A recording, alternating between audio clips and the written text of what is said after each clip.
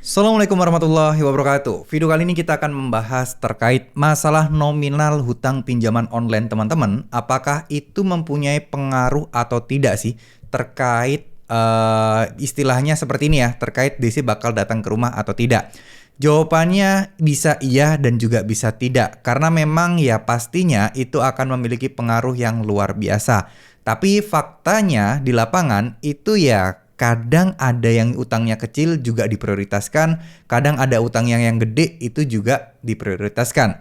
Cuman kembali lagi, kalau kita berpikir secara logik aja, ya pasti DC akan ngincer yang gede-gede. Cuman itu bukan faktor utama dan satu-satunya. Kenapa? Karena bisa jadi kan yang didatengin ini memang lokasinya berdekatan dengan nasabah-nasabah Galbe yang lain nih.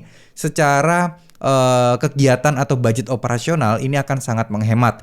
Makanya ada yang utangnya 700.000, kok udah didatengin, sedangkan yang di daerah sana utangnya ada 10 juta belum didatengin. Nah, coba ditelisik lagi, biasanya di sebelah-sebelah atau di deket-deket situ, banyak juga yang utangnya itu ya 15 juta, 20 juta bisa jadi. Atau mungkin ya 700 ribuan, tapi lokasinya berdekatan. Nah, secara strategi operasional, ini akan jauh-jauh lebih efisien dan mudah. Oke, satu lagi, setelah kita ngomongin soal jarak nominal, yang paling berpengaruh juga itu adalah bagaimana DC melihat kalian memiliki potensi untuk bisa segera bayar atau tidak. Karena jujur aja, DC itu kan juga nggak asal random ya, kayak arisan siapa yang keluar, oh dia yang akan dikunjungi, enggak. Tapi pasti akan memperhitungkan, ya dia jam yang ada di rumah jam berapa, terus kemudian kalau ditemuin ini susah atau tidak, terus kemudian ketika kalian di chat-chat itu respon kalian bagaimana. Dari situ itu mereka akan membaca bahwa orang ini tuh kemungkinan bayarnya tinggi, orang ini kemungkinan bayarnya rendah.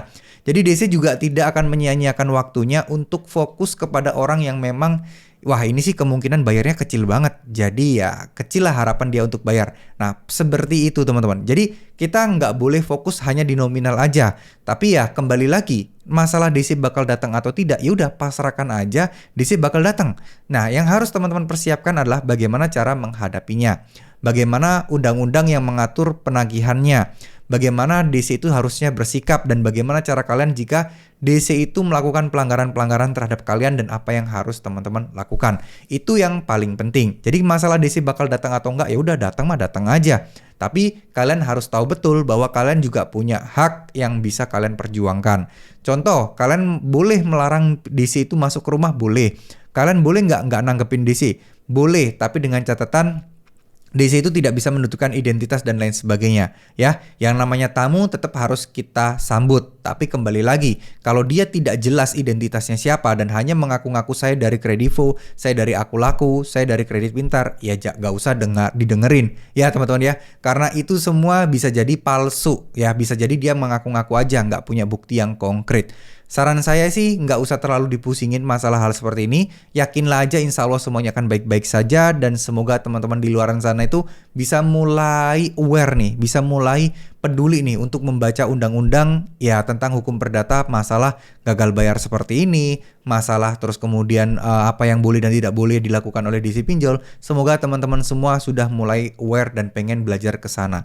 Karena ya DC makin pinter, kalau kita tidak berusaha untuk belajar juga, ya kita nanti bakal dibodoh-bodohin teman-teman ya. Insya Allah semuanya akan baik-baik saja, nggak perlu takut, tetap tenang dan yuk tetap semangat. Mudah-mudahan sekalian semua diberkahi, diberikan kemudahan dan kelancaran rezeki oleh Allah Subhanahu wa taala. Amin amin ya rabbal alamin. Wassalamualaikum warahmatullahi wabarakatuh.